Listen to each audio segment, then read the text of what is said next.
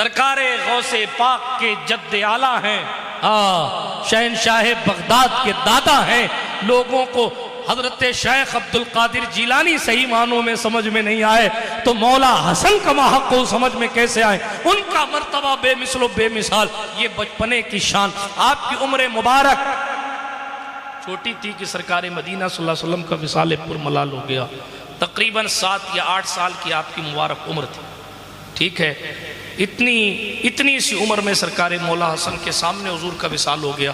بہت ڈیٹیل میں نہیں جاتا، لیکن سرکار مصطفیٰ کریم صلی اللہ علیہ وسلم نے، سرکار سیدہ زہرا نے، سرکار مولا کائنات نے ایسی تربیت فرمائی تھی کہ سرکار امام حسن کا ذکر اگر جب بھی آپ ان کا تذکرہ کریں گے تو امام حسن کا نام لیتے ہی بردباری اور خلوص ذہن کے حاشیے پر چھا جائے گا۔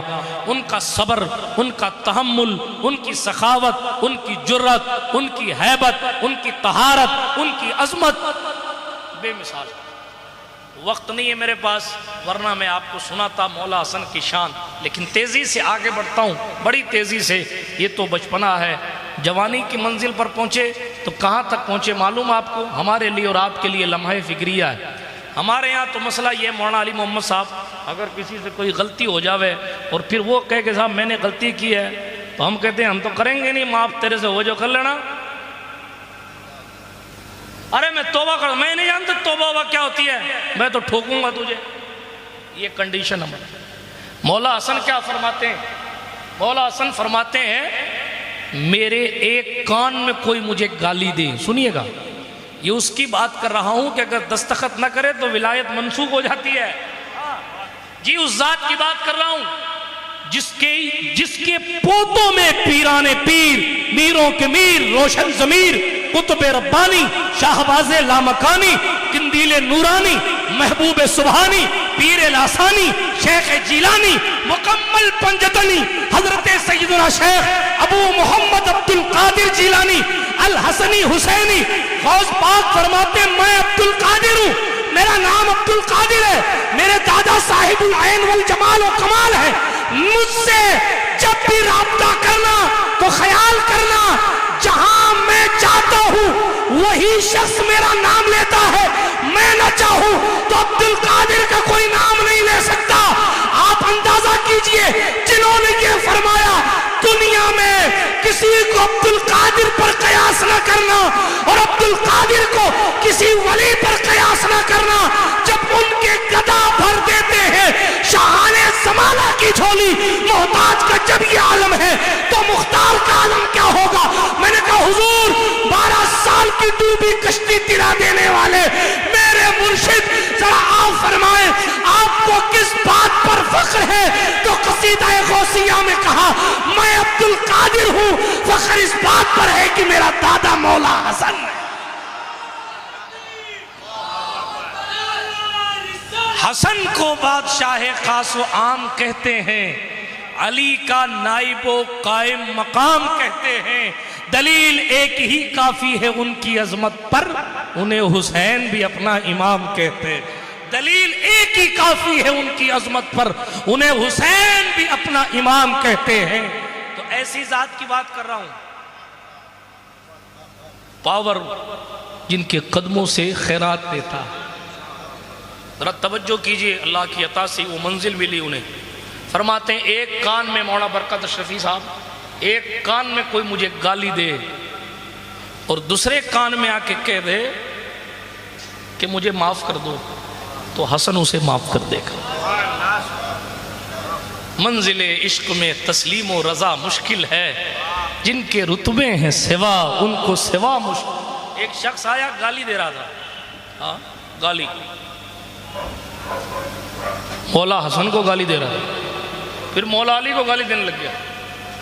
ٹھیک ہے، تلوار نہیں نکال لیا حسن والوں، بات بات پہ چکو نکال لیتے ہیں لوگ۔ کوئی جانے ساری طاقت اسی میں آ کے سما گئی ہے۔ خدا کی قدرت دیکھیں کیا حال ہو، ذرا توجہ کیجیے۔ گالی دے رہا ہے، باپ کو گالی دینے لگ گیا۔ اللہ الصمد۔ مولا حسن نے اپنے خادم سے پوچھا بھئی گھر میں چاندی ہے، کچھ پیسے ویسے رکھے ہیں؟ تو ہاں ہے۔ ایک پرات بھر کے چاندی کے سکے لائے گئے. کتنے؟ ایک پرات بھر. ادھر مولا حسن نے پوچھا بھائی تیری بیوی سے جھگڑا ہوا کیا؟ روایت میں نہیں ہوتا تو نہیں پڑھتا. تیری بیوی سے جھگڑا ہوا ہے جو یہاں آ کے گالیاں دے رہا ہے؟ کہا نہیں صاحب نہیں ہوا. ہم سے کوئی غلطی ہوئی؟ کہا نہیں کچھ نہیں. پیسے بھر کے دیے نا ایک تھال، اس ٹائم چاندی کا تھال بھر کے دیا. جیسے اس نے چاندی کا تھال دیکھا نا یعنی مال دیکھا تو اس نے کہا میں گواہی دیتا ہوں اللہ کی قسم آپ ہی رسول اللہ کے بیٹے ہیں. تو کہا بات کیا ہے؟ کہا میں نے بڑا سنا تھا کہ علی کا ایک بیٹا حسن ہے، اس کی بردباری اور اس کے تحمل کو دنیا سلام کرتی ہے. میں تو دیکھنے آیا تھا کہ رسول اللہ کی تعلیم کی کنڈیشن کیا ہے اور میں گواہی دے کے جا رہا ہوں خدا کی قسم آپ کو رسول اللہ کا شہزادہ ہونے کا حق حاصل. یہ مولا حسن ہے. کیا کیا باتیں ان کے حوالے سے عرض کروں. اس دور میں 25 حج پیدل فرمائے. اس ٹائم 25 حج پیدل. کسی نے کہا حضور سواری سے نہیں آتے؟ فرمایا مجھے شرم آتی ہے کہ میں اللہ کے حرم میں سواری پر بیٹھ کر آؤں. آج سیٹھ جی کرسی لگا کے بیٹھ جاتے ہیں کہ صدر تو اپنا ملنے والا، امام صاحب اپنے کو بولیں گے تو ان کو برخاست کرنے کی کوشش کرنے لگ جائیں گے. اور کرسی پر بیٹھ کر صاحب ایسے کہ فرشتے کوئی کرسی والوں کا صاحب پہلے سے لے کے جائے گا، ایسا لگ رہا ہے کہ اعمال اللہ کی پناہ. شرعی مسئلہ اور چیز ہے، حیا بھی اور چیز ہے. دعوتوں میں تو ادھر ادھر پھرتے رہتے ہیں، کہیں بھی بکرے کا گوشت مل جاتا ہے تو تشریف نیچے زمین پہ آ جاتی ہے. اللہ کے گھر میں آتے ہیں تو تھوڑا کمر دکھ رہی مل صاحب اس لیے ایسے. اللہ معاف کرے، اللہ رحم فرمائے. میں کسی پہ تنقید نہیں کر رہا، یہ تو بات آ گئی تو میں نے عرض کیا. وہ جس کو رسول نے گٹی دی، وہ جس کا نام جبریل آسمان سے لائے، وہ جس کے کان میں اذان رسول اللہ نے دی، وہ جس کو انگلی پکڑ کے چلنا رسول اللہ نے سکھایا، وہ جسے کندھے پر رسول اللہ نے بٹھایا، اپنی پشت انور پر رسول اللہ نے جسے بٹھایا. ہاں یہ وہی حسن ہے صدیق اکبر نے حضور کی جانشینی کا حق ادا کرتے ہوئے اپنے کندھے پر اسی حسن کو اٹھایا تھا. یہ وہی حسن ہے جن کو دیکھ کر ابو ہریرہ یا سیدی کہہ کر پکارتے. یہ وہی حسن ہے جن سے سرکار عمر ابن خطاب نہایت محبت کے ساتھ اور یا سیدی بعض مرتبہ کہہ کر کلام فرمایا کرتے تھے. اتنا اعلیٰ منصب ہونے کے باوجود کوئی گالی دیتا ہے تو پلٹ کر اس کو دعا دیتے ہیں. اسی لیے کہنے والے نے انہی لوگوں کو دیکھ کر کہا تھا رہے کہ فاقوں میں غریبوں کو کھلانے والے ایسے ہوتے ہیں محمد کے گھرانے والے. تشریف لے جا رہے تھے، دیکھا ایک بندہ کتے کے پاس بیٹھا ہوا ہے، آدھی روٹی خود کھا رہا ہے، آدھی کتے کو کھلا رہا ہے، آدھی خود کھا رہا ہے، آدھی کتے کو کھلا رہا ہے. امام حسن کو بڑا لطف آیا یہ دیکھ کر. پوچھا تیرا نام کیا ہے؟ اس نے نام بتایا. یہ زمین کس کی ہے؟ فلاں کی. تو غلام کس کا ہے؟ فلاں کا ہے. اس زمین کے مالک اور اس شخص اس غلام کے مالک کے پاس امام حسن پہنچے. فرمایا فلاں زمین تیری ہے؟ کہاں میری ہے. کہا فلاں غلام تیرا؟ کہاں وہ بھی میرا ہے. کتنے پیسے لے گا غلام کے آزاد کرنے کے اور کتنے پیسے لے گا زمین بیچنے کے؟ اس نے کہا کہ صاحب اتنے پیسے لوں گا.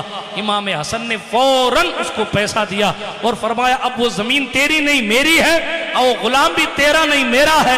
اتنا یہ ڈیل کرنے کے بعد آئے اور آنے کے بعد غلام سے کہا یہ تو اس کتے کو کیوں کھلا رہا تھا؟ یا پہلے ہی بات ہو گئی تھی یا بعد میں ہوئی؟ تو اس نے کہا حضور مجھے حیا آتی ہے کہ میں کھاؤں اور میرا کتا ساتھی بھوکا رہے، یہ میرے ضمیر کو گوارا نہیں ہے.